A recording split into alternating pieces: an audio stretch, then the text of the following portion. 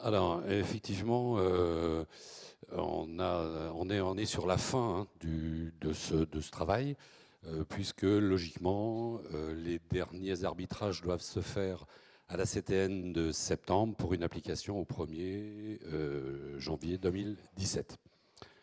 Alors, c'est un complot?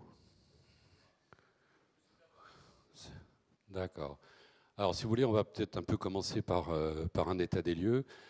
Actuellement, l'enseignement des procédures de désaturation ou de décompression sont essentiellement axés sur les procédures tables. D'accord? Alors, si on regarde le profil, on a les tables simples, les successives, d'accord, avec les histoires de Majot, les consécutives, les remontées rapides, les remontées lentes.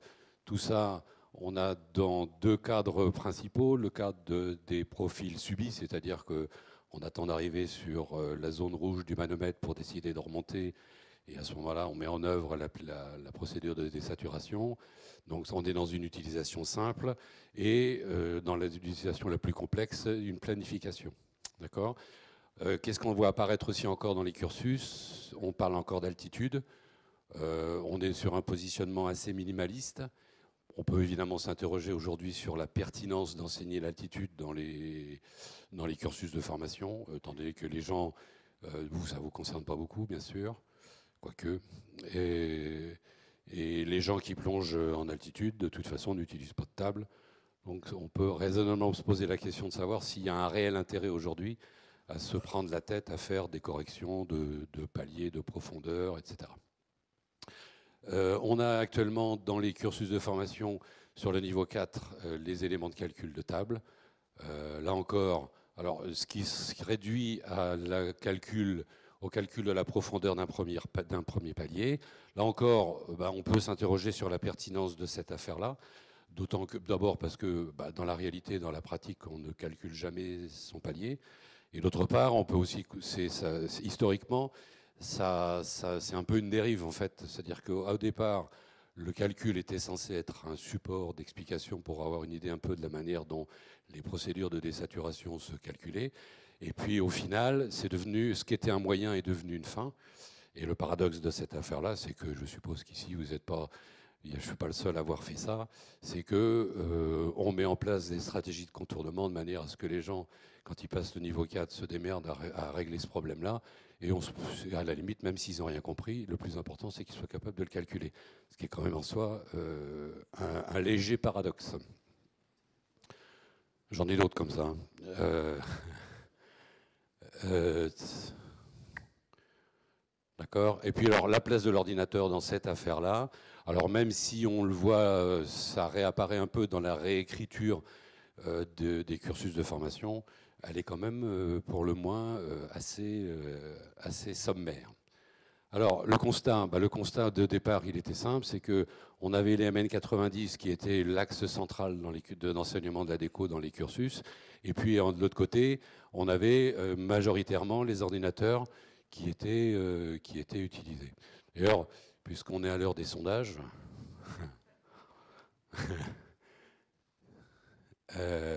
puisqu'on est à l'heure des sondages, juste, alors en dehors de l'enseignement, parce que ça fausse un peu les affaires, mais qui parmi vous utilise encore des tables de plongée? Ah, je savais que on était dans le pays des irréductibles. Ça n'est donc pas une légende. Ah, et vous avez vu qu'ils ont tous rebaissé les droits vite fait. Hein. Ils se disaient, oh putain. Allez, levez la main, levez la main. Voilà, d'accord. Bah écoutez, voilà, hein, il en reste. Il en reste. En plongée, on est d'accord. Alors, qui a des tables dans sa stab? Ah, je, je le savais qu'il y avait encore un créneau pour vendre des tables. Voilà, qui les a utilisés récemment? En plongée. Attention, on ne parle pas d'école, évidemment. C'est sûr que si vous parlez de la formation, ça fausse un peu le le donner. Donc vous voyez qu'ici, sur une assemblée, vous êtes combien? 350, pratiquement que des moniteurs. Il y a bon, quelques irréductibles, mais il en faut. Il n'y en aurait pas eu, honnêtement, j'aurais été déçu. Alors, qu'est-ce que ça implique, ça? Ça implique que si on axe d'un côté la formation sur les tables et que par derrière, dans la réalité du terrain, ça n'est pas appliqué, on a forcément une perte. Alors, la perte, on ne va pas l'avoir sur les utilisations les plus simples, mais dès qu'on va rentrer dans, on va dire, une exécution relativement complexe avec les histoires de calcul de Majo, etc., là, si on ne pratique pas ça régulièrement, ça tombe un peu dans l'oubli. Et très honnêtement, moi le premier, si je ne l'enseignais pas, j'avoue que, parce que mes tables, je suis un bon moniteur, vous voyez, j'aurais pu être breton, je suis un bon moniteur, j'ai mes tables dans ma stable, très honnêtement, je ne sais plus trop dans quelle poche elles sont, ce qui veut dire que je n'ai pas réellement eu l'occasion de les sortir récemment, quoi. Alors... donc toute cette affaire-là, qu'est-ce que ça fait? Ça va introduire des problématiques qui sont nouvelles. Alors on est d'accord sur l'enseignement, parce que les tables, c'est quand même pas une affaire tout à fait nouvelle, hein.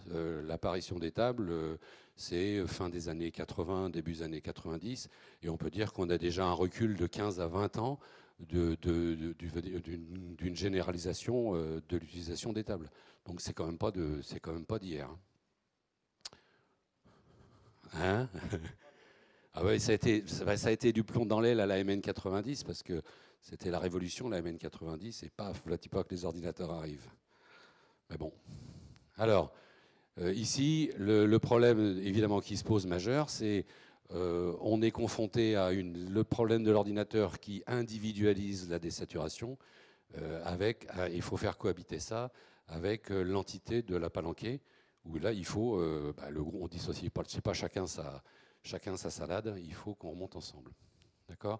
Donc ça va amener ça nous a amené à deux axes de réflexion. Le premier, on a forcément été obligé de se poser la question de savoir ce qu'allaient devenir les tables.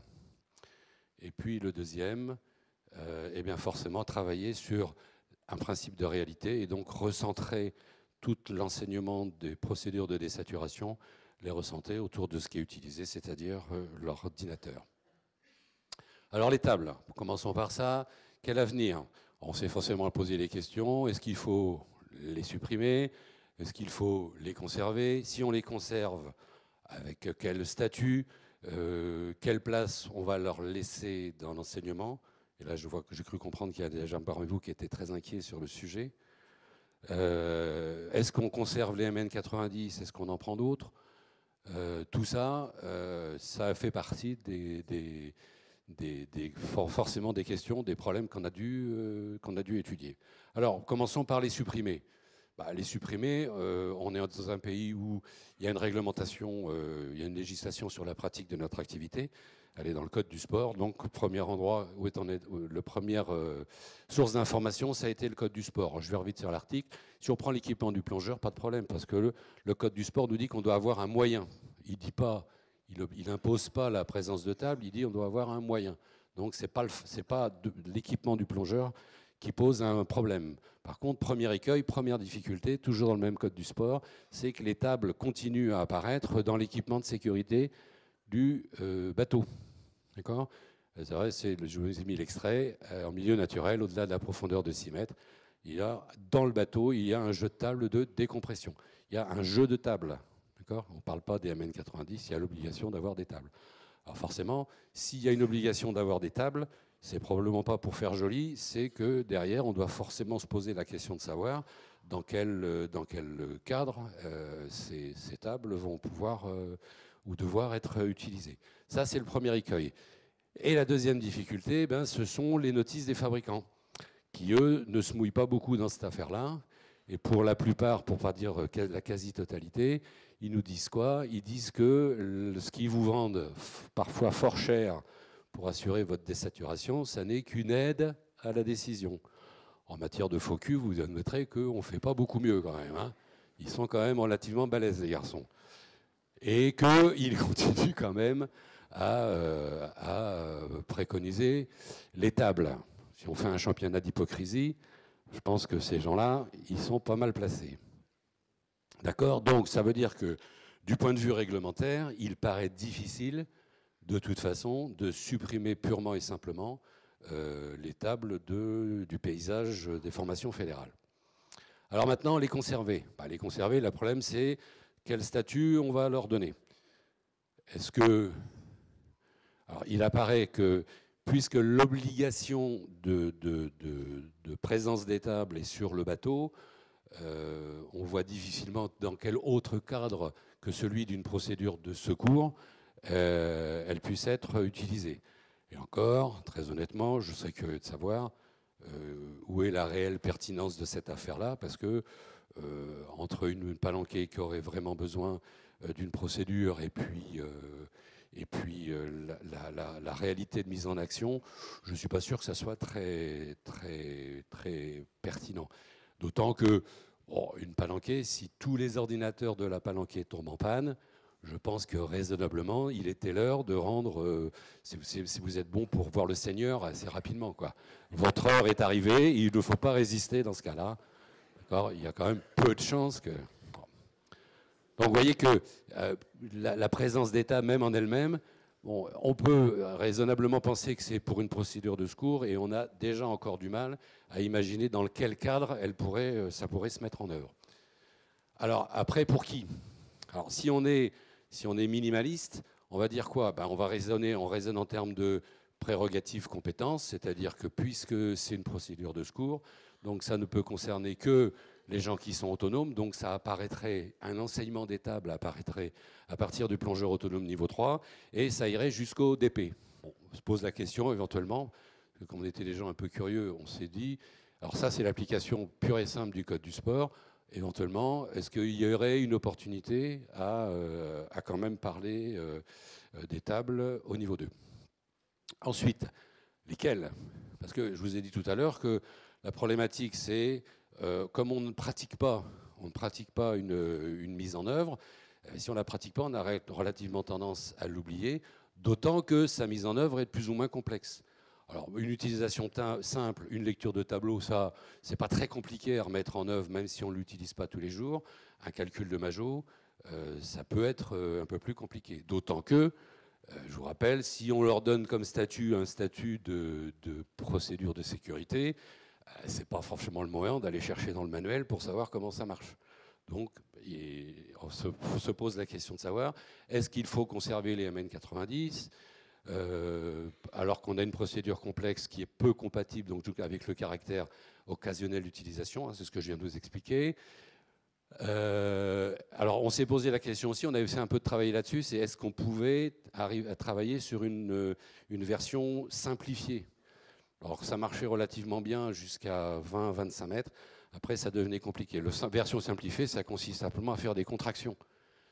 C'est-à-dire qu'on avait, au lieu d'avoir des majots qui apparaissent, comment dire, on fait des contractions des temps de majots de manière à avoir des blocs plus importants. Ça marche à peu près bien jusqu'à 20-25 mètres. Après, ça devient très compliqué. On avait aussi travaillé sur l'idée de modifier les tables comme elles le sont sur les tables de Nitrox, je crois, où on vire tous les coefficients, parce que la problématique, c'est toujours si j'ai le bon coefficient, ça marche. Si j'ai pas le bon, est-ce que je prends celui du dessus, est-ce que je prends celui du dessous, etc. Donc l'idée, c'est de remplacer les coefficients par des lettres. Comme ça, il n'y a plus de... On a travaillé sur ces pistes-là. D'accord. Alors, les simplifications, on est vite limité, c'est pour ça qu'on a assez rapidement abandonné cette piste, on est limité par les problèmes de validation. C'est-à-dire qu'on ne peut pas bricoler la table, même si on sait qu'elle a des marges de sécurité qui sont énormes, on ne peut pas la bricoler, on ne peut pas la rendre plus souple qu'elle ne l'est déjà. Donc l'axe de travail ne pouvait être que sur des problèmes de contraction. Alors, on s'est posé aussi la question d'autres pistes, par exemple les MT92. Les MT92, elles ont un intérêt, c'est que c'est de la lecture directe de tableau. Donc, a priori, même un enfant de 6 ans pouvait s'en sortir. Alors, elles avaient un autre avantage, c'est MT. Vous n'avez pas payé cher ton truc, là. C'est qu'elles sont donc d'une utilisation simple. Donc la réactivation est relativement facile. Et puis elles sont libres de droit. C'est-à-dire que si vous avez envie d'éditer vos propres les tables EMT à votre nom, bah, vous pouvez le faire. Donc ça, c'était possible. On a abandonné cette piste pour des raisons plus politiques que des raisons, on va dire, pratiques. Simplement parce que MT est ministère du Travail et que si on veut se démarquer, on restait dans le cadre d'une activité loisir, si on se met à prendre des tables du ministère du Travail, ça pourrait poser à terme un problème. Alors, on a tranché cette affaire-là. Et au fond, on a dit, on ne change rien. C'est-à-dire qu'on garde...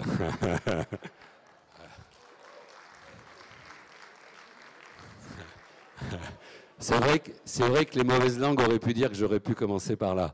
Ouais, ça aurait été dommage. Ça aurait été dommage. Alors, pourquoi ? Parce que imaginez que ce que je viens de vous dire là, vous êtes gentil, vous m'écoutez, vous dites, quand on a présenté ça en CTN, ça a été des... Alors, on s'est dit, on ne va pas se prendre le chou pour un truc que de toute façon ne sera pas utilisé.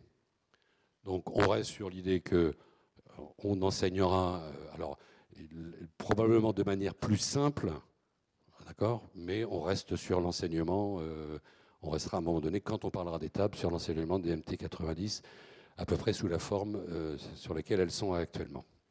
Alors, les ordinateurs, bon, je vous l'ai dit tout à l'heure, l'antagonisme, c'est de gérer à la fois le problème d'une palanquée, donc une gestion collective de la déco, avec une gestion personnalisée. Évidemment, ça pose des problèmes de procédure, des problèmes de cohabitation des procédures. Alors, au départ, qu'est-ce qu'on a fait ?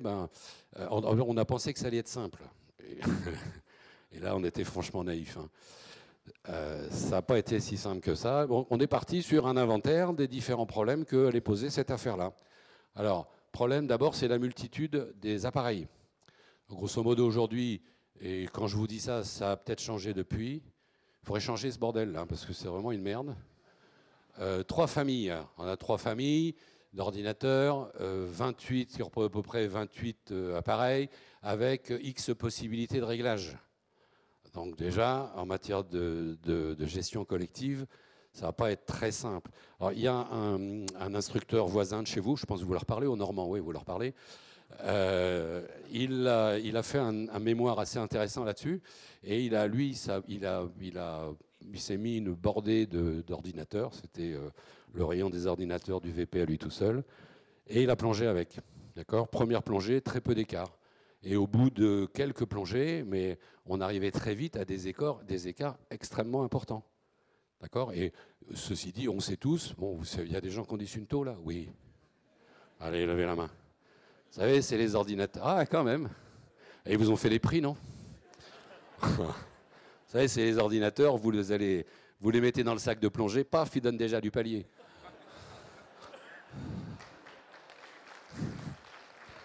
Hein ? Alors moi c'est vrai ou c'est pas vrai ? Bon. Hein ? Donc, tout ça pour vous dire que la réalité du terrain, c'est qu'on a très vite des disparités relativement importantes. Donc, il a fallu se régler ce problème-là. Voilà. Donc, on a constaté des écarts très importants dès la 3e plongée. Et quand je dis important, on est arrivé à, c'est pas 3 minutes, c'est vraiment significatif. Ensuite, la cohabitation. Alors, ça pose quoi ? Ça pose le problème des vitesses de remontée qui ne sont pas forcément les mêmes d'un appareil à l'autre. Ça pose des problèmes des différences de paliers. On a tout ce qui est lié à la communication en plongée, parce que aujourd'hui, puisqu'on a tous des informations individualisées, il y a le problème d'échanger ces infos. D'accord ? On a les problématiques qui sont liées au palier. Voilà, par exemple, qui a ici un ordinateur qui lui donne du palier profond. Ah, voilà. Donc, vous voyez, vous êtes dans une palanquée. Moi, j'ai pas de palier profond. Vous en avez. Qu'est-ce qu'on fait ? D'accord ? Donc, c'est des problèmes auxquels il a fallu répondre. D'accord ? les problèmes de palier de sécu, les problèmes de palier interrompus, les problèmes de palier profond. Ensuite, le problème de la planification. Problème de la planification. La planification avec les tables, vous êtes dans une programmation de la haute plongée, c'est-à-dire que vous allez décider si vous voulez faire si vous faites du palier, le temps maximum de palier que vous voulez faire, ou par rapport aux profondeurs, etc. La planification avec l'ordinateur est relativement différente. D'accord ? Alors il y a des modes plans. Par exemple ici, parmi vous, qui utilise, en dehors, je ne parle pas des gens qui font du tech ou du recycleur, mais en plongée loisir à l'air, qui utilise le mode de planification de son ordinateur. Voilà, c'est les mêmes que les premiers. Donc, vous voyez, donc ça veut donc dire que dans notre pratique, la planification de la plongée, on l'aborde de manière complètement différente avec les ordinateurs qu'avec les tables. Ce qui ne veut pas dire qu'on ne fait pas de planification avec les ordinateurs, mais on est plutôt dans une gestion de la gestion des paramètres que nous donne l'ordinateur. On décide de faire une plongée sans palier, ou une plongée où on va limiter le temps de palier, etc. D'accord ? Donc ça veut dire que dans les pratiques, la notion de planification ne va pas être abordée de la même manière. Et même si on le ramène aux problématiques de cohabitation, on voit que si je plonge avec 3 autres personnes et on a tous des ordinateurs différents, même si on a décidé de faire une plongée à 50 mètres sans palier, il n'empêche que ça ne veut pas dire pour autant que les procédures vont être les mêmes. Donc ça veut dire que ça nous renvoie à la manière de gérer, de co-gérer la plongée. D'accord ? Donc elle était incontournable avec les tables, avec les ordis, elle est assez différente. D'accord ? Alors, ensuite, si on est en retard à l'apéro, c'est de la faute de cette merde-là. Alors, il se pose aussi les problèmes de procédures de sécurité, parce qu'on a des procédures pour les tables, des procédures de remontée rapide, des procédures lentes. Ordinateur, c'est Waterloo, morne pleine, rien. Donc la question se pose forcément de savoir est-ce qu'il doit y avoir des procédures ou pas, dans quelles conditions elles doivent se mettre en œuvre. Donc tous ces problèmes-là, il a fallu y trouver des réponses. Les problèmes de mi-profondeur, les problèmes de remontée rapide. Bon, remontée lente, les ordis, c'est plus trop un souci. Ah ouais, c'est un complot, hein. Alors, il y a le problème de fiabilité de l'électronique. D'accord, mais c'est ce que je vous disais tout à l'heure, sur une palanquée, quand les 3... Est-ce que ça vous est déjà arrivé que 3 ordinateurs dans une palanquée tombent en panne? Si c'est arrivé, ils ne sont pas là, c'est ce que je dis. Hein. Donc, 2 sur 3. Eh ben, c'était pas ton heure. Alors, il y a aussi le problème des niveaux 1. Alors, le problème des niveaux 1, pourquoi? Parce que le niveau 1 et le PE12, il faut parler des PE, ont cette particularité qu'ils peuvent plonger sans instrument. Donc je pose toujours le problème, si eux plongent sans instrument, ça veut dire que c'est l'encadrant qui assure la déco. Donc il y a toujours le problème qui se pose de savoir si l'encadrant n'a pas plongé le matin et que la personne qui l'emmène a plongé, qu'est-ce qu'on fait? Allez, on va voir s'il y a de l'hypocrisie dans l'air là. Qui prend les tables dans ce cas-là? Ah ouais, je savais bien. Ouais. Là, doucement, c'est les mêmes, je vous reconnais, vous. Ils ont déjà levé la main, eux. C'est un complot, hein? Ouais, voilà. Donc ça veut dire que concrètement, oui, dans la pratique, déjà, on ne se pose pas la question. Bon, ceci dit, la problématique, on se l'est posée et on y a cherché des réponses. Alors, les éléments de réponse, comme on est le groupe de travail, on n'était pas spécialement, on est 6, hein, on n'est pas spécialement forcément des spécialistes de cette affaire-là. Donc on s'est retourné vers les gens qui, a priori, font autorité. Alors, ces gens-là, c'est Bernard Gardette, qui était directeur scientifique à la COMEX. C'était Éric Berman, j'en profite pour saluer sa mémoire. Vous savez que Olivier vous en a parlé, il est décédé hier. Le Pechon, Jean-Luc Le Pechon, c'est Jean-Luc, hein, qui est un spécialiste de l'hyperbarie, Jean-Pierre Imbert, qui est aussi un spécialiste de l'hyperbarie, qui était notamment un des concepteurs, si je ne dis pas de bêtises, de la MN 90. Et puis Jean-Louis Blanchard, que vous connaissez tous, qui est donc, a priori, quand vous faites le tour de ces personnes-là, on peut dire qu'en France, c'est les gens qui font autorité en matière de désaturation.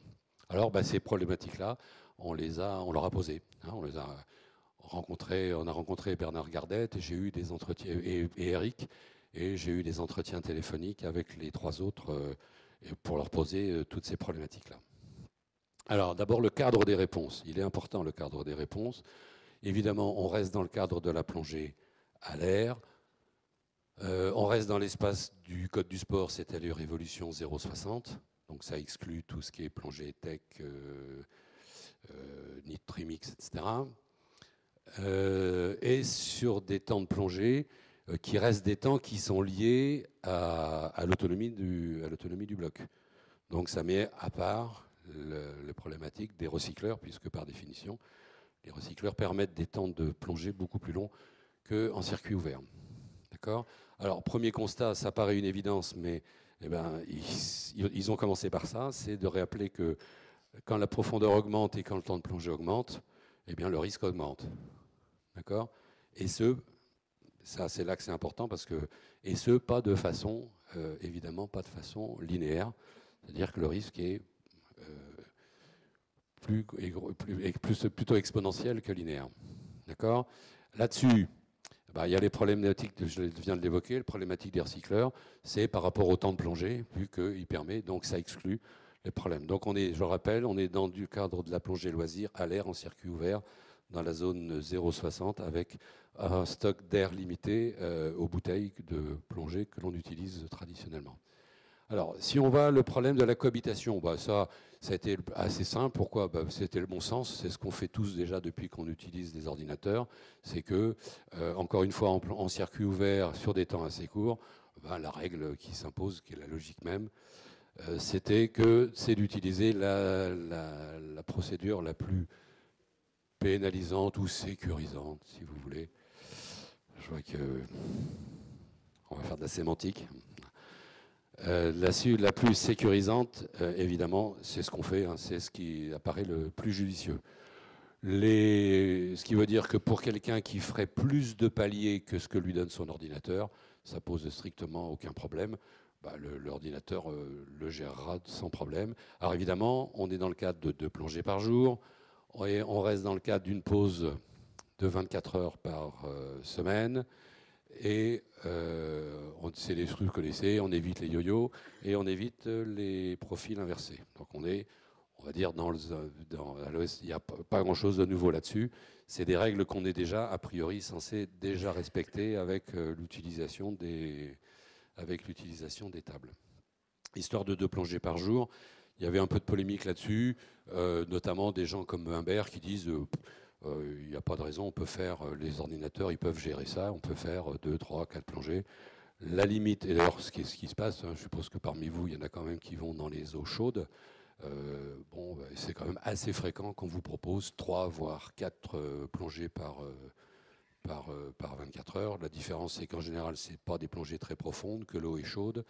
Et donc ça pose dans ce cadre-là, a priori, en tout cas pour lui, pas du tout de problème. Pour nous, dans le cadre de l'activité de la plongée, chez nous, c'est un peu différent.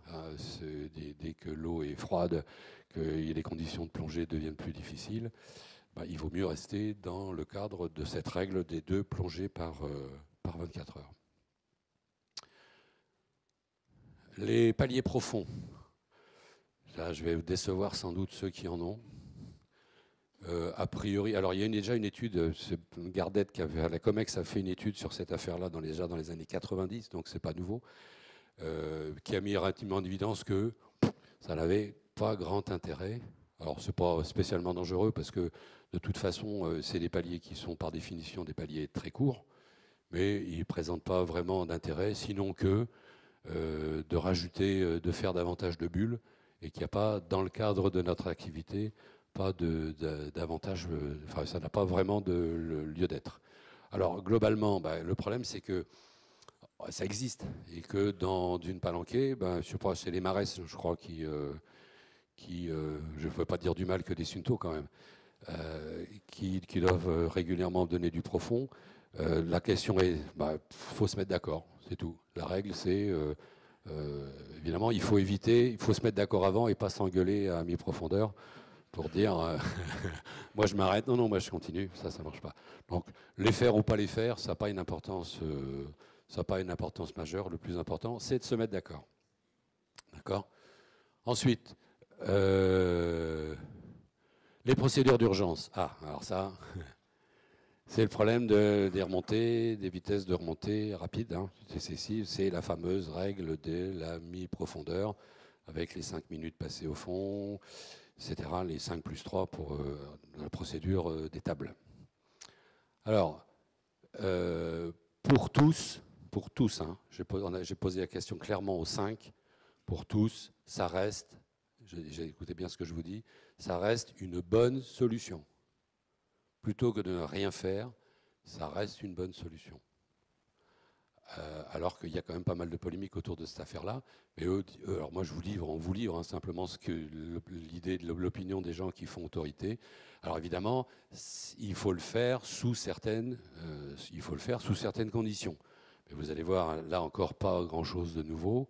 La première, c'est évidemment pas de réimmersion isolée.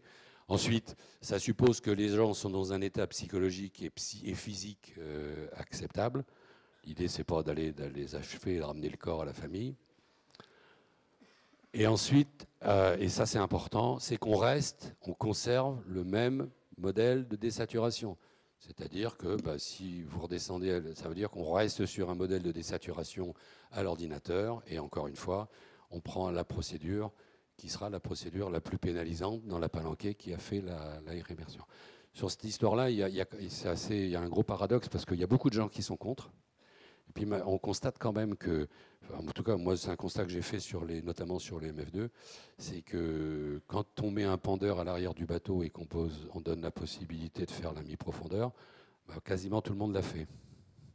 Alors c'est une chose d'être contre sur le principe, mais c'est quand même curieux quand même que la plupart des gens descendent à mi-profondeur. Voilà. Bon. Alors après, alors ceci dit, ça pose le problème de l'officialiser, cette histoire-là. C'est-à-dire qu'aujourd'hui, puisque c'est des procédures qui n'existent pas de manière formelle chez les fabricants d'ordinateurs, on peut difficilement l'établir comme une règle écrite. Voilà. C'est pour ça que comment dire, l'option qu'on prend au niveau du groupe de travail, ça sera à minima d'informer les gens que s'ils veulent le faire, eh bien, a priori, ça ne pose pas de problème particulier. Et que ce serait a priori plutôt une bonne chose.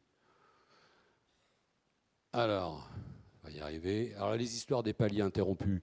Ici, maintenant, les ordinateurs, c'est simple, il suffit de suivre la procédure que donne l'ordi et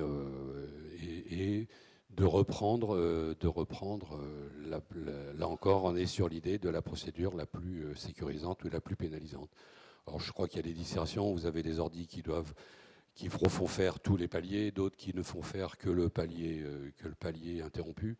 Et son palier aussi avec les ordinateurs, c'est que vous avez des ordis, nous on est sur des standards 3 mètres, 6 mètres, 9 mètres. Alors vous avez maintenant des ordinateurs qui fonctionnent plus par zone que par profondeur exacte. D'accord ? Donc, ici, l'avantage qu'on a maintenant, ils étaient tous d'accord pour dire ça, c'est que vous n'aurez peut-être pas tenu tout à fait ce même discours il y a 15 ans.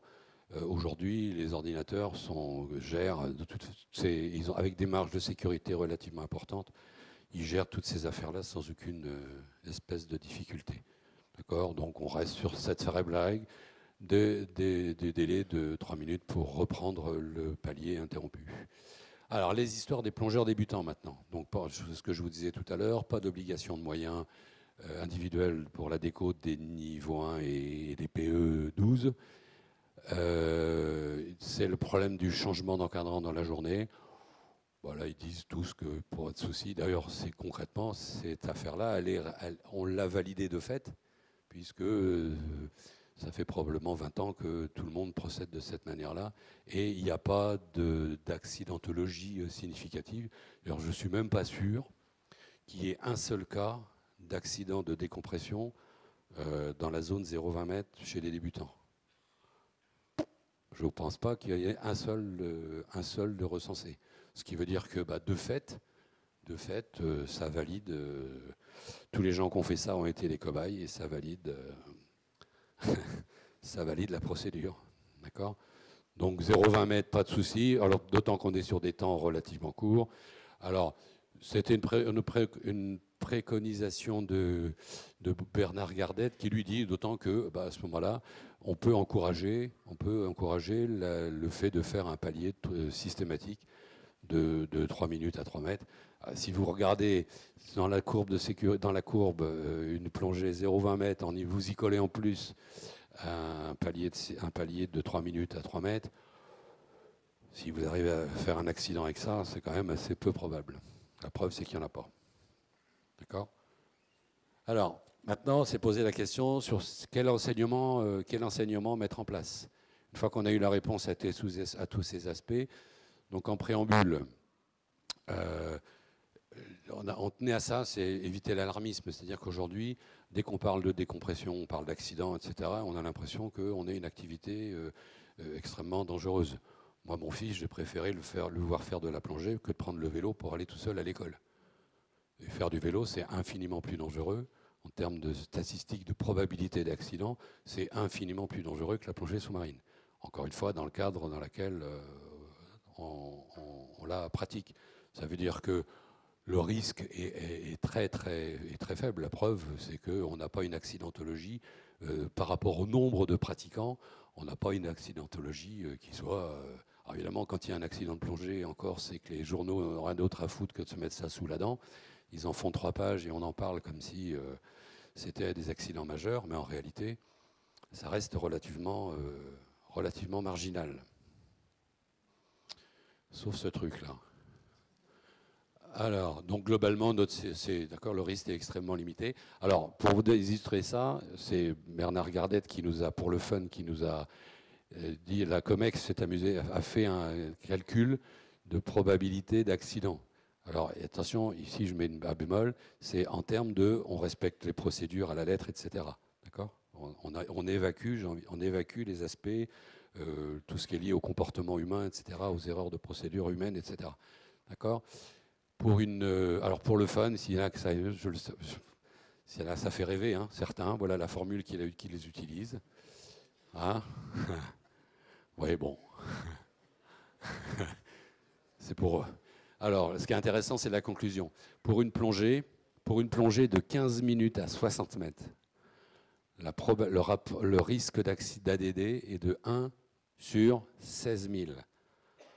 En pourcentage, ça fait ça. Donc autant dire que c'est... Alors on est d'accord, ici ça n'est imputable qu'à la procédure en elle-même. On évacue les facteurs, on va dire, périphériques, et notamment tout ce qui est lié aux facteurs humains, les erreurs de comportement, etc. Et la réalité, c'est qu'on parle d'accidents immérités, ou moi je préfère plutôt la notion d'inexpliqué plus que d'immérité. Et quand on gratte, derrière, qu'est-ce qu'on trouve la plupart du temps ? On trouve des conneries qui ont été faites. D'accord ?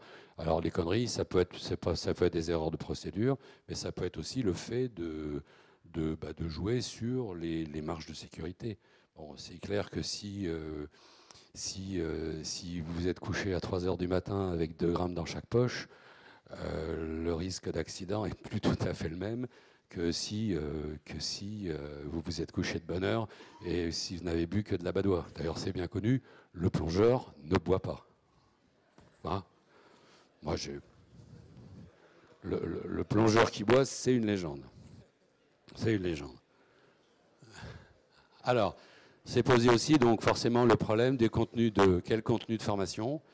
Et pour ça, la méthode de travail qu'on a appliquée, c'est à peu près celle qu'on avait mise en œuvre pour le niveau 4, pour la modification de l'épreuve pour les guides de Palanquet. Alors, ça repose sur une logique, vous allez voir, qui est implacable. On part de la réalité de ce qu'est un niveau de plongeur. C'est quoi? Ce sont des prérogatives, c'est-à-dire c'est un ensemble de droits et de devoirs. Si je suis niveau 4, j'ai le droit d'emmener des niveaux 2 à 20 mètres, mais j'ai quand même l'obligation de les ramener en bon état. Pour exercer ces prérogatives, eh ben, je dois acquérir un certain nombre de compétences. Ces compétences, je peux les définir comment? Eh bien, c'est le comportement que je vais avoir face aux différentes situations auxquelles je suis confronté. Globalement, on peut situer ça à 3 grands groupes de compétences. Il y a ce qui sont, on va considérer les fondamentaux. Les gens qui font du rugby ici, ça doit leur parler, ça. Les fondamentaux, c'est quoi? C'est ce que tout plongeur met en œuvre, qu'il soit plongeur débutant ou instructeur intergalactique. Il doit s'équiper, il doit s'immerger, on retrouve le triptyque propulsion, rééquilibre, respiration, etc. D'accord.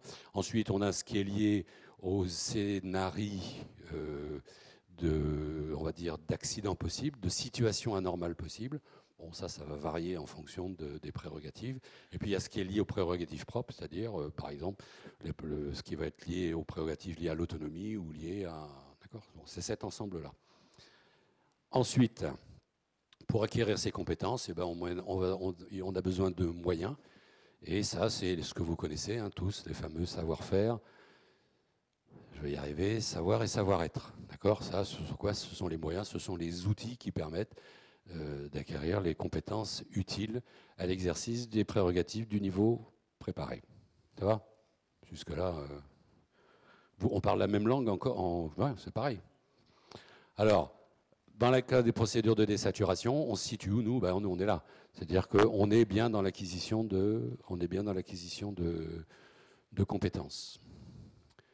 Alors, comment on va les définir, ces contenus de formation? Encore une fois, pour chaque niveau, qu'est-ce qu'on a fait? On a travaillé autour de quoi? On a travaillé autour de l'articulation, prérogatives, compétences et capacités. L'articulation des 2 premiers, ça nous a donné quoi? On a fait l'inventaire niveau par niveau, on a fait l'inventaire de toutes les compétences qui sont liées, qui sont propres à la désaturation. C'est qu'une fois qu'on a fait cet inventaire-là, on l'a traduit en contenu de formation, c'est-à-dire qu'on a écrit concrètement que le plongeur devait apprendre à faire pour acquérir ces compétences-là. Et c'est seulement au bout de cette chaîne-là qu'on s'est posé la question de savoir comment on va élaborer les modalités d'évaluation de ces contenus de formation qu'on a mis en œuvre. D'accord? Ça a été notre méthode de travail. Alors, au début, on était parti sur un inventaire on avait tous les plongeurs, c'est-à-dire on était parti du PE12 jusqu'au P5, en passant par les PE, les PA, niveau 1, niveau 2, niveau 3. Et on s'est vite rendu compte qu'en fait, on avait beaucoup de redondance. Donc on est arrivé à 4 grandes familles, si ça veut bien marcher. La première, des problématiques qui sont liées aux plongeurs encadrés 0,20 mètres spécifiques. Pourquoi? Parce que eux n'ont pas d'obligation d'instrument. On a les plongeurs encadrés 20-60, les plongeurs autonomes 0,60 et les plongeurs encadrants. Alors évidemment, dans ces familles-là, on va avoir des divergences, on va avoir un socle commun forcément, et puis ensuite on aura des aspects plus spécifiques avec les compétences. Hein. Vous prenez le plongeur autonome, les exigences en termes de contenu de formation et les rapportées aux compétences, elles ne sont pas les mêmes si je vous parle d'un PA12 que si je vous parle d'un PA40. D'accord ? Mais ceci dit, dans l'exercice de l'autonomie, on va retrouver on a des socles, on a du tronc commun. Alors, on va faire un petit zoom si vous voulez. Alors, je ne vais pas tout développer parce que là, déjà, on va être sacrément en retard pour l'apéro.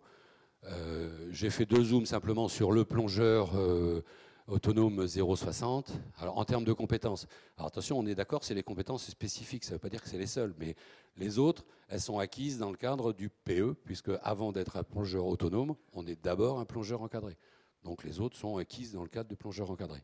Donc, c'est quoi? C'est le contrôle et la gestion des paramètres de plongée. D'accord. Ici, on est dans 2 cas de famille pour les autonomes. C'est celles qui sont concertées. Pourquoi? Parce que dans une palanquée d'autonomes, par définition, faut bien que les gens se mettent d'accord, puisqu'en plus, il y a des échanges d'informations, des procédures, des outils qui peuvent être différents, donc des procédures qui peuvent être différentes, donc il faut se mettre d'accord. Donc c'est l'aspect concertation des échanges. Et puis il y a celle aussi, parce que les plongeurs autonomes, pour certains, ils sont autonomes, mais dans le cadre avec au-dessus d'eux un directeur de plongée qui donne forcément des indications qui ont une incidence sur la déco. Ensuite, les contenus de formation, on va voir ce qui est commun aux tous de 0 à 60. Il va y avoir des problématiques de mise en commun des paramètres, puisqu'on n'a pas tous les mêmes instruments. Il faut qu'on échange les informations. Et il y a éventuellement la mise en œuvre de procédures de secours. On a été obligé de le faire apparaître. Pourquoi ? Parce que par définition, je vous ai dit tout à l'heure que les tables ne peuvent pas disparaître totalement pour les gens autonomes. Sur la zone 20-60, il y a le choix des procédures et des paramètres. Donc là, ici, on retrouve dans les problématiques qui sont liées à la planification qui est liée aux ordinateurs. D'accord ? Donc on est forcément dans une gestion prévisionnelle qui n'est pas tout à fait la même, qui n'est pas la même que celle des tables, puisque là, on va se mettre d'accord au fur et à mesure. On va se mettre d'accord sur la nature de la plongée qu'on veut faire, avec ou sans palier, si on la fait avec des paliers, jusqu'à quelle profondeur, etc. etc. D'accord ? Et donc, alors là, la fonction plan, alors elle peut avoir un intérêt quand même, cette fonction plan, elle peut avoir un intérêt prospectif, c'est-à-dire plutôt que de subir les éléments de la désaturation au fur et à mesure que la plongée se déroule, on peut éventuellement les anticiper, puisque par définition, les ordinateurs permettent de vous donner un déroulé de plongée en prévisionnel. D'accord ? Alors, l'encadrant, lui, les compétences, hop, on retombe sur ce qui est spécifique à lui, c'est de planifier, organiser, gérer. D'accord ? Les contenus de formation, ça va être prendre en compte, alors identifier les différents modèles, c'est-à-dire l'intérêt de l'encadrant tout de même, c'est de savoir avec quels instruments plongent les gens qui l'emmènent. D'accord ? Ça va lui permettre éventuellement, alors ça ne veut pas dire qu'il faut avoir une connaissance de tous les ordinateurs, de connaître tous les modèles, c'est carrément du fantasme. Par contre, avoir l'idée d'aller chercher des informations, savoir par exemple si l'histoire de conservatisme. D'accord ? Vous savez que la plupart des ordinateurs maintenant, vous avez la possibilité de régler la dureté. Bon, ça, c'est des informations que un guide de palanquet, ça peut l'intéresser dans la gestion de la plongée. Donc la mise en œuvre des procédures de secours, on la retrouve forcément. Le contrôle et collecte des informations utiles à la gestion de la plongée, ça paraît évident. Alors j'en viens à ce qui va forcément peut-être vous titiller le plus, c'est l'enseignement de la théorie. L'enseignement de la théorie au niveau 4. Alors, ce qui va probablement... Enfin, ça a déjà changé, ça. Hein. C'est-à-dire que la fameuse épreuve qui était dite des tables, elle a disparu et elle s'appelle maintenant, cette épreuve s'appelle décompression sur le même modèle que celui du MF2. Alors, a priori, le contenu devrait tourner autour de 3 axes. Alors je dis bien devrait parce qu'il y a probablement encore des arbitrages à faire sur cette histoire-là. Ça peut encore évoluer. Bon, le premier, il y a peu de chances que ça évolue, parce que c'est celui probablement qui fait le consensus le plus actuellement. Le premier axe, c'est des connaissances de base. Et là, qu'est-ce qu'on va retrouver ? Bon, on va retrouver les éléments qu'on connaît déjà, c'est-à-dire ce qui est lié au phénomène physique de la dissolution, ce qui est lié... alors ça n'apparaissait pas et ça apparaît de manière formelle, c'est une information, et il est bien précisé, succincte, parce que ça peut vite devenir une usine à gaz, cette affaire-là, succincte des différents modèles de désaturation. L'idée, c'est que les gens sachent qu'il n'y a pas un modèle unique, il y en a plusieurs, et l'intérêt là-dedans, c'est plutôt les implications pratiques que ça peut avoir sur le fonctionnement de l'appareil que l'on utilise. Alors utiliser la courbe de saturation, c'est histoire, on est sur les principes de chargement, de déchargement, les notions de compartiment directeur, d'accord, les coefficients de sursaturation, tout ça vous connaissez ça, d'accord. Par contre, ce qui est nouveau, c'est qu'on fait ça. L'intérêt, c'est les applications que ça peut avoir sur les différents ordinateurs. D'accord. Savoir que en l'occurrence, les deux grandes familles, ceux qui restent sur les SC, et le principe des SC et des M-value, et ceux qui sont plutôt sur le principe de la taille des bulles. Quand je vous ai dit ça, je vous ai pratiquement dit les choses les plus importantes à connaître. Hein. D'accord. Ce qui est important dans cette histoire-là, si le bazar veut marcher, vous avez changé les piles. Alors, évidemment, ce qui nous intéresse ici, c'est aucun calcul. C'est-à-dire qu'ici, on n'est plus dans « je vais apprendre aux gens à calculer la profondeur d'un palier ». Ça n'a strictement plus aucun intérêt. Par contre, je reviens en arrière. Par contre, le calcul peut avoir un intérêt. Il peut demeurer un outil d'explication intéressant. D'accord ? Mais il n'est en aucun cas, il n'est la finalité. Il n'est en aucun cas la finalité. Deuxième axe, c'est celui qui pose probablement le plus on va dire de soucis aujourd'hui. C'est, au départ, on avait proposé de faire exactement comme ce qui est en train de se faire de manière plus ou moins implicite au MF2. C'est-à-dire, au MF2, on est en train, sur les derniers, il y en a certains qui ont subi ça il n'y a pas si longtemps dans la salle, là.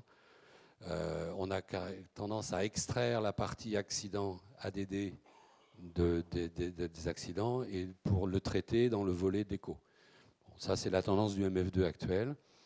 Et d'ailleurs, dernière surprise, je crois que c'est au MF2 de septembre, les gens étaient assez déstabilisés. Je crois que c'est à celui-là, c'est septembre où il n'y avait pas d'exercice de table. C'est en mai ou en septembre ? Hein ? En septembre. En septembre, il n'y avait pas un exercice de table dans l'épreuve de décompression au MF2. D'accord ? Par contre, il y avait systématiquement des questions sur l'accidentologie liée aux ADD. On a proposé ça, donc au départ, ça nous paraissait assez intéressant de proposer ça, d'autant que c'est dans le fameux esprit de la transversalité. Donc ça ne nous paraissait pas déconnant de rallier l'aspect ADD, de le traiter ici. Bon, ça n'a visiblement pas beaucoup plu à la CTN. Donc ici, on est sur une proposition qui est une proposition un peu médiane, c'est-à-dire que l'idée, ça reste quand même d'associer les connaissances qu'on a en anatomie et en physique ce qui permet d'expliquer et de comprendre la mécanique à la fois des procédures de chargement et de déchargement, mais aussi le mécanisme des accidents. On n'est pas dans le traitement des accidents, on est plutôt dans l'explication, c'est-à-dire qu'on met en relation les contenus d'anaphysio et de physique qu'on a intégrés pour voir comment ça va nous permettre d'expliquer les mécanismes. Et on n'est pas du tout dans la symptomatologie, on n'est pas dans le traitement, etc., ni dans les préventions. Ça reste dans le domaine des accidents. Et enfin, le troisième axe, ce serait des études de cas. Alors, des études de cas qui seraient des analyses à partir de situations déterminées. Alors, ça pourrait être à partir, par exemple, maintenant on peut faire ça relativement facilement, à partir de situations de capture d'écran d'ordinateur. D'accord ? Ça peut être un ensemble d'amener un guide de Palanquet à déterminer comment il va se comporter face à un scénario préétabli. D'accord ? Etc. Donc, ici, on est dans un schéma, dans un modèle, si vous voulez, qui est un peu à inventer, quoi. Je pense qu'au niveau du groupe, on arrivera à un moment donné à faire des propositions au moins pour amorcer, mais on est sur un terrain relativement nouveau. Et il y aura des choses à créer, à inventer en termes de sujets d'examen. Concernant les ordinateurs, ce qu'on veut évidemment, c'est rester sur des situations qui nous permettent de gérer, de déterminer des comportements à adapter. D'accord ? C'est, je me trouve dans telle situation, en tant que guide de Palanquet, comment j'agis ? Quels sont les choix ? Quelles procédures je mets en œuvre ? Et évidemment, ça doit rester autour des problématiques de gestion de paliers, de prise en compte des différents ordis, du contrôle des échanges d'informations, etc. Voilà pour ce qui est, en tout cas, les orientations de ce que devrait être, à partir du 1er janvier 2017, la théorie du niveau 4. Pour ce qui est de l'enseignement des tables, alors on va se mettre d'accord, je vais répondre à cette question parce qu'elle va forcément sortir. C'est vrai qu'au départ, très honnêtement, d'ailleurs la commande un peu de la CTN, elle était orientée là-dessus, un jour nous avait un peu orienté là-dessus. On travaillait vraiment au départ sur la suppression pure et simple l'enseignement des tables. Bon. Il se trouve qu'il y a des aspects politiques qui rentrent en ligne de compte, et il y a eu un peu machine arrière dans cette histoire-là. Donc on continue, vous verrez dans les cursus de formation, la façon dont on a intégré les contenus de formation, on a maintenu de l'enseignement des tables. On a cherché à le maintenir de la manière la plus simple possible, d'accord ? C'est-à-dire que on est toujours dans des utilisations basiques, mais ceci dit, elles sont maintenues. En tout état de cause, elles apparaissent toujours pratiquement à tous les niveaux, et c'est logique, elles vont apparaître en tant qu'outils, hein, parce que malgré tout, elles sont quand même la base des problématiques. C'est-à-dire qu'un ordinateur, globalement, ça n'est jamais qu'un calculateur un processeur dans lequel on a mis des tables. Donc elles restent la base de l'enseignement. D'accord ? Par contre, aujourd'hui, ce qui n'a de toute façon plus vraiment de sens, c'est de les intégrer comme un moyen réaliste de désaturation. D'accord ? La preuve en est, si on a fait le premier sondage, il y a une toute petite minorité, parce qu'il faut bien qu'il en reste, de gens qui aujourd'hui utilisent les tables. Donc concrètement, c'est pas. Et puis, je serais curieux de savoir comment ça se passe à chaque fois que dans une palanquée qu'il y a l'emmerdeur de service qui sort ses tables. Ça ne doit pas toujours créer une ambiance. Hein, vous avez un ordinateur à 800 boules autour du poignet et Claude vous sort les MN90 et le profondimètre à aiguille traînante. Ça ne met pas forcément en joie, quoi. D'accord ? Alors, je vais filer rapidement. Alors, les modalités d'épreuve, ce serait, a priori, on tournerait toujours autour d'une épreuve de 45 minutes. Ça ne changerait pas. Les enjeux, très vite, concernant les tables, évidemment, il reste encore à traiter cette histoire de procédure de désaturation. On conserve le modèle ladanien, vous l'avez vu, comme un support d'enseignement. Les calculs sont positionnés comme des moyens et pas des fins. Concernant les procédures enseignées, ce qu'on a cherché à faire, c'est le coller le plus possible à la réalité du terrain. Et donc, c'est pour ça qu'on a ciblé vraiment niveau par niveau, compétence par compétence. Évidemment, l'enjeu majeur, c'était ça. C'est-à-dire, c'est pas remplacer une usine à gaz par une autre usine à gaz. Et Dieu sait qu'en matière d'enseignement de désaturation, notamment dans les éléments de calcul de table, etc., il y a eu quand même un sacré paquet de surenchères, et il est fort probable qu'on a une quantité non négligeable de gens qui ne sont jamais au niveau 4, parce qu'ils étaient convaincus que cette affaire-là, c'était beaucoup trop compliqué pour eux, et que ça ne leur était pas accessible. Ce qui est d'autant plus dommage, c'est qu'on a probablement perdu d'excellents guides de palanquée, mais ça, c'est un autre problème. Évidemment, ça a aussi des effets en cascade. C'est-à-dire que vous ne pouvez pas simplement dire « ouf, je viens de passer mon niveau 4, je suis plus emmerdé avec ça », parce qu'évidemment, ce qu'on enseignera pour les niveaux de plongeurs, ça va avoir une incidence sur la formation de premier degré. Et puis les deuxièmes degrés sont pas en reste, parce qu'il faudra bien apprendre au premier degré, à apprendre aussi en cascade. Voilà. Donc il y en aura pour tout le monde. Rapidement, j'en termine là. Non, je suis allé trop vite. J'ai pensé à vous, il paraît que vous allez avoir un truc marin, non? Ça va devenir... Il m'en manque une. C'est pas grave. Alors, rapidement, où on en est. Nous, actuellement, on a écrit tous les contenus de formation. J'ai volontairement pas exposé ça parce que c'est pas validé. Donc, et comme le problème, c'est pas que vous repartiez d'ici en disant ça y est, je sais tout, comment ça va changer. C'est pas validé, donc on peut pas trop, peut pas le publier de cette façon-là. Mais les contenus sont écrits. Logiquement, on a derniers arbitrages à la CTN de mai. C'est présenté au comité directeur suivant. Et validation définitive à la CTN de septembre, comité directeur suivant. Et normalement mise en œuvre 1er janvier 2017. Voilà. Je m'en suis pas mal sorti avec cette merde. Hein. Les questions?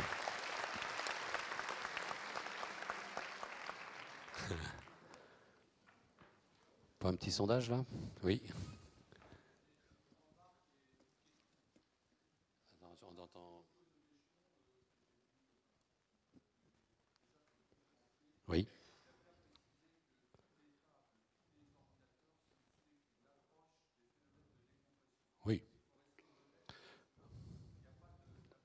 tout à fait.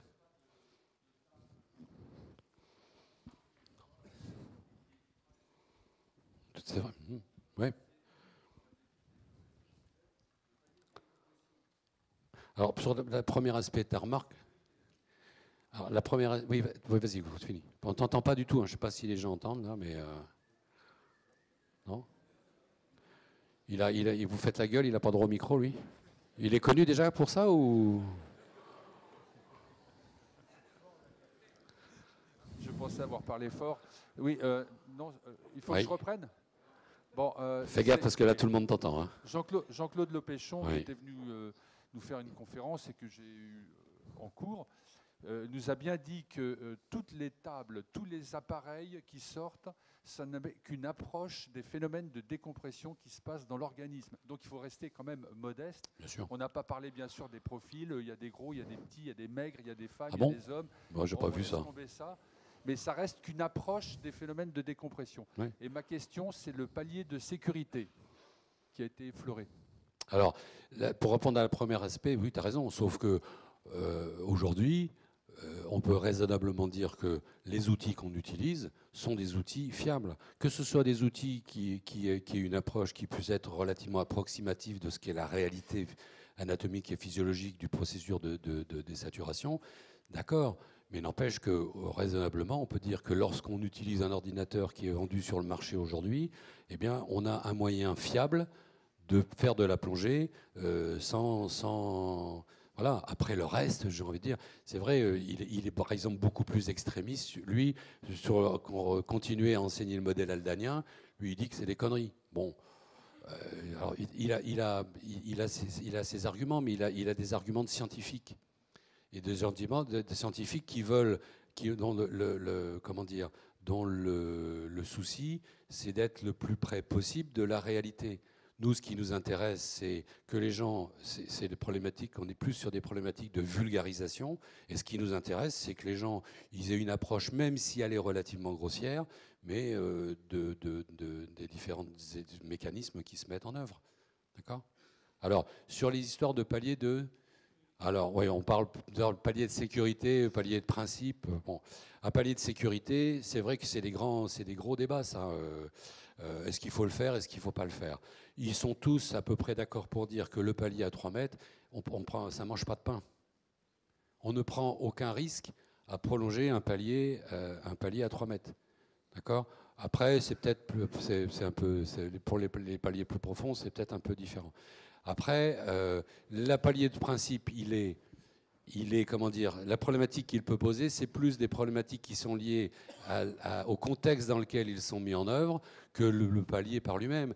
Si vous avez un courant de 4 nœuds et que vous êtes là accroché à votre parachute, c'est sûr que c'est peut-être pas le moment de faire le guignol et de rester en pleine eau 6 minutes ou 5 minutes à 3 mètres. Bon, mais dès lors que les conditions de mise en œuvre ne génèrent pas de risque comment dire, d'accident en elle-même, aujourd'hui, je crois que tout le monde est à peu près d'accord pour dire que ça ne mange pas de pain. Vous prenez strictement aucun risque, voire même, voilà, je vois difficilement, moi, sur quelle base on pourrait prétendre que c'est dangereux de prolonger un palier à 3 mètres. Je ne vois pas sur quelle base. Voilà. Mais encore une fois, c'est plus bon, vous êtes dans des... nous, on est... Hein, je suis peut-être même dans une situation plus compliquée que vous, parce que nous, on a aussi le courant, on a aussi les marais, et en plus, on n'a pas la visie. Quand il y a 2 mètres, c'est la fête, on en parle pendant 15 jours. Alors, c'est évident que dans ces conditions-là, quand vous faites des plongées, on a une épave qui s'appelle le Swerland, qui est à 25 000 de La Rochelle. Vous êtes en pleine mer. Il y a des courants relativement fréquemment. C'est pas le moment de s'amuser à... Mais tous ces éléments-là, ça rentre aussi, ce sont des éléments qui vont rentrer en compte dans l'aspect organisationnel de la plongée. Hein, on parlait de matelotage tout à l'heure. Peut-être qu'il faudrait s'intéresser à savoir aujourd'hui, plutôt intégrer ces éléments-là dans les aspects organisation de l'activité. Ce serait peut-être plus judicieux que de faire des nœuds avec des bouts de ficelle, quoi. D'autres questions? Donc, avant de poser ma question, moi, je voudrais faire un petit constat. Tout simplement, j'ai vu les deux, trois sondages qui ont été faits dans la salle. Donc, je suis encore étonné qu'il y ait des gens qui travaillent aux tables, deux qui en ont dans les poches, sachant que sur une plongée simple, ça peut servir sur une successive. On n'a jamais repris son groupe de sortie ou rarement pour une deuxième plongée. Et derrière, donc, avant de poser ma question, je pense que ça serait, on peut tout. Enfin, la position a été prise au niveau de la CTN pour garder les tables. Si on travaille simplement sur la courbe de sécurité, la connaissance de la courbe de sécurité, les profils anormaux, les cas atypiques, et donner des notions, on pourrait éliminer complètement les tables. Aujourd'hui, on vient d'éliminer la DTH, anciennement sauvetage palme. Il a fallu 25 ans ou 30 ans pour enlever une épreuve qui était nécessaire qu'à partir du moment où on avait un bloc à bretelles. Aujourd'hui, on a tous des ordinateurs. Et les ordinateurs, tu veux qu'on fasse un sondage? Oui, apparemment, il y a des prix historiques. Mais en tout cas, mes questions, moi, on pourrait enlever complètement les tables. Et est-ce que... Alors, la question est simple. Ça serait peut-être une question que je pose à Alix. Si on enlevait simplement sur le code du sport cette notion de table immergeable présente, est-ce qu'on pourrait enlever totalement le cursus de table comme il est aujourd'hui? L'argument, on était parti sur cette base-là, nous, au départ. Hein. C'est-à-dire vraiment le minimaliste au max. L'argument majeur, notamment de Jean-Louis, qui était Blanchard, hein, vous le connaissez tous, ouais. Qui était de dire que, attention, il faut aussi penser au décret hyperbare et que les tables, elles existent là. On peut pas, l'argument qu'il avance, c'est qu'on ne peut pas complètement se démarquer. On est la fédération délégataire et que de ce point de vue-là, on ne peut pas complètement se démarquer des tables. Si tu veux, il n'y a pas que des aspects, je veux dire, de logique d'enseignement. Si on est sur une logique d'enseignement, on ne peut qu'adhérer à ce que tu viens de dire. Pourquoi? Parce que ça ne sert à rien de continuer à enseigner une procédure que l'on n'utilise pas. Ça n'a plus de sens. Bon. Mais les logiques d'enseignement ne sont pas les seules à tirer les ficelles. Alors, je ne sais pas s'il faut dire malheureusement ou pas, en tout cas c'est un constat qu'on fait, quoi. Et ceci dit, vous verrez, quand ça va sortir, on est resté sur des versions très minimalistes, c'est-à-dire sur des utilisations basiques, y compris sur les procédures complexes. Aujourd'hui, par exemple, il y a strictement, on n'a pas prévu d'enseignement de planification avec les tables. Parce que là, il ne faut pas déconner, quoi. Juste une petite minute pour les remarques aussi sur les analyses. J'ai vu qu'il y avait très très peu de moniteurs qui utilisaient leur mode planification sur une deuxième plongée. Or, c'est à vous, en tant que moniteur, de faire la représentation miroir de la plongée moderne d'aujourd'hui. Donc ce mode planification est essentiel pour la connaissance de tous nos plongeurs. Tu sais que tu es en train de m'engueuler là quand même.